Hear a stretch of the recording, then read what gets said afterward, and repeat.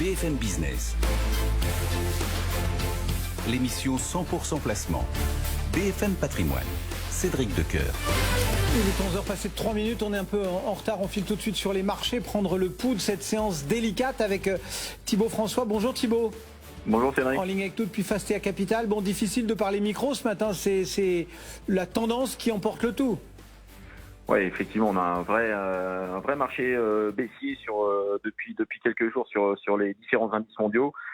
C'est vraiment compliqué. Bon, il y a beaucoup de volume forcément parce que beaucoup d'arbitrage aujourd'hui sur les marchés, plus d'1,5 milliard d'échangés sur le CAC 40, c'est déjà beaucoup.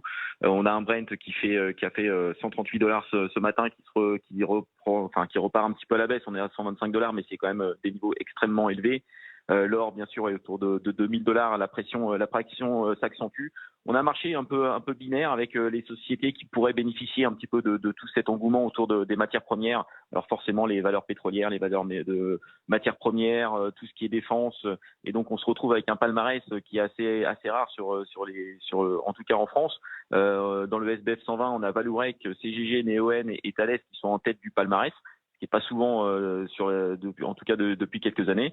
Et à contrario, tout le reste est vendu sans discernement.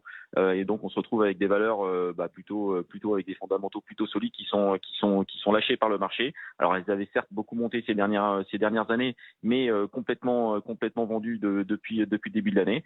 Donc marché pas facile. En plus on a toujours une pression baissière aussi sur les petites et moyennes valeurs en France. Elles étaient déjà massacrées depuis 2018 avec une sous-performance chronique depuis 2018. Elles continuent à sous-performer le marché.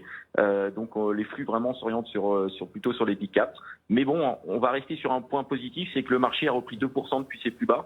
On est plus qu'en baisse de 3%. Là, on perdait un peu plus de 5% tout à l'heure. Voilà. On s'accroche à ce qu'on peut. Exactement. S'il faut finir par un point positif, il vaut mieux finir par ça.